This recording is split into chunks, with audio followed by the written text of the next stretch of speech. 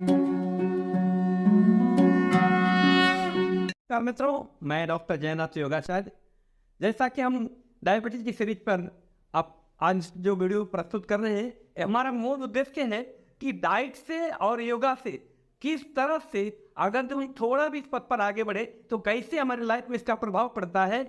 जैसे कि यदि हम थोड़ा सा भी डाइटिक कंट्रोल शुरू कर दें, थोड़ा सा भी हम योगा का सहयोग लेते हैं, तो हमारे लाइफ में बहुत बड़ी बड़ी प्रॉब्लम्स जो रहती हैं, जैसे अगर जो हमारे पास एंजियोप्लास्टी के भी पेशेंट आए तो उनको भी हम कंट्रोल कर सकते हैं केवल डाइट और योगा के माध्यम से।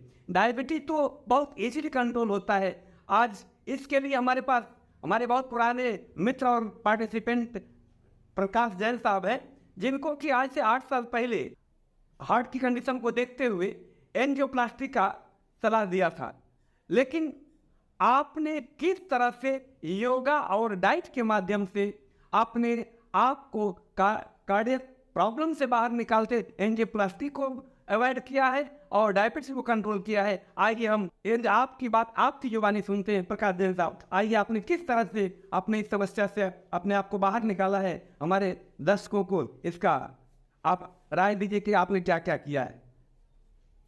सर्वप्रथम हम जिस योग सेवा संस्थान के आचार्य जयनाथ जी योगाचार्य को हार्दिक अभिनंदन, हम प्रणाम, चरण स्पर्श।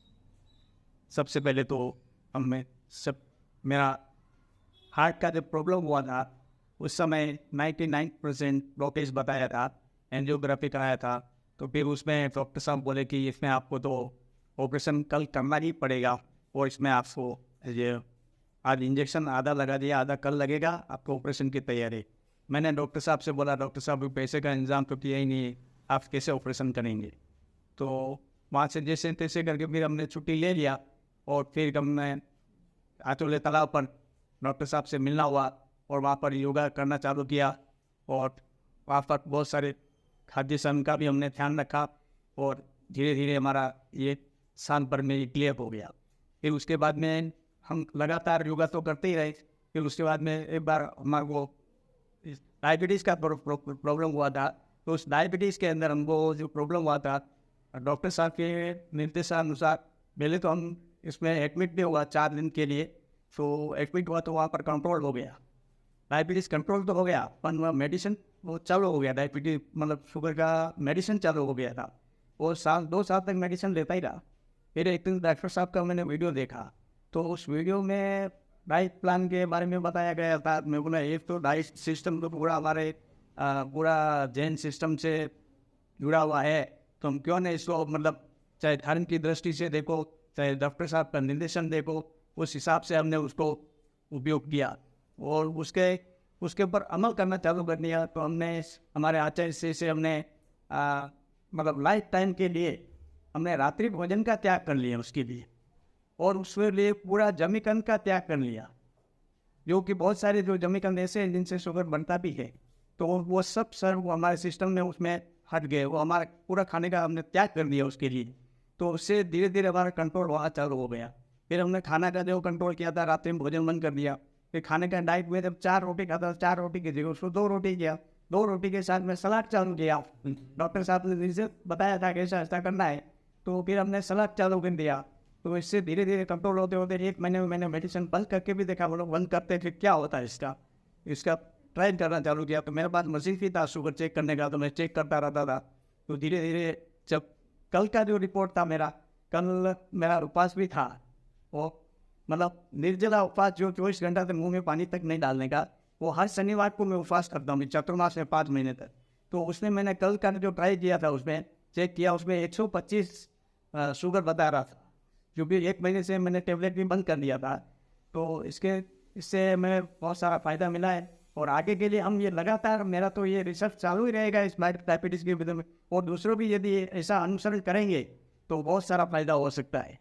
बहुत बहुत धन्यवाद हमारे जैन साहब। आप दर्शक वर्ग से मैं आग्रह करना चाहूँगा कि देखिए, यदि एक आदमी का हो सकता है तो हमारा भी हो सकता है। मैं आप सबसे एक जो साइंटिफिक बात करूँ कि जैसा हम जानते हैं कि विज्ञान कहती है कि हमारे शरीर में टोटल जो शुगर की मात्रा है वह मात्र 600 से 700 ग्राम है। उसमें से 100 ग्राम लिवर में है और 500 से 600 ग्राम पूरी बॉडी के मसल्स में है। अब उसमें से पर डे का हमारा जो खर्च रहता है लगभग 300 से 400 ग्राम खर्च भी हो जाता है। अब देखिए कितनी अजीब बात है कि टोटल हमारे पास है 600 से 700, उसमें से पर डे 300 खर्च हो रहा है, फिर भी हमारा डायबिटीज कंट्रोल नहीं हो रहा है।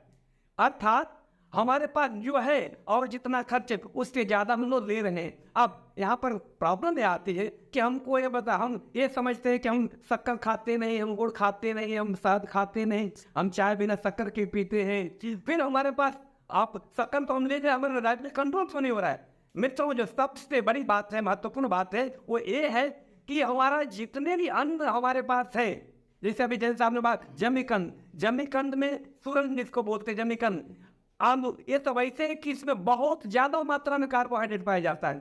ये फिर भी इसको हम भोजन लेते हैं, चावल हो गया, रोटी हो गई, इवन आज की तारीख में मिलेट्स का बहुत प्रचार हो रहा है। मिलेट में भी मित्रों कम से कम 50% कार्बोहाइड्रेट है। इसलिए मैं आप सबसे आग्रह करूंगा कि आप अपने डाइट को शेड्यूल करें, रीशेड्यूल करें। हम अगले वीडियो में डाइट में क्या क्या लेना है, ब्रेकफास्ट में, लंच में और डिनर में, इस पर हम बात करेंगे। अब इस वीडियो को समाप्त करने के पहले मैं सिर्फ इतना कहूंगा कि आप जहां भी हैं, जैसे भी, जितना भी आपको डायबिटीज है, सबसे पहले आप ये मान ले कि हम इससे मुक्त हो सकते हैं। क्योंकि जिस दिन आपने अपने मन में ठान लिया कि हम डायबिटीज से मुक्त हो सकते हैं, तो आप कन्फर्म मुक्त होंगे। क्योंकि इसके लिए हमारे पास हमारे जैन साहब सामने प्रमाण है, जो हार्ट और डायबिटीज दोनों से मुक्त हुए।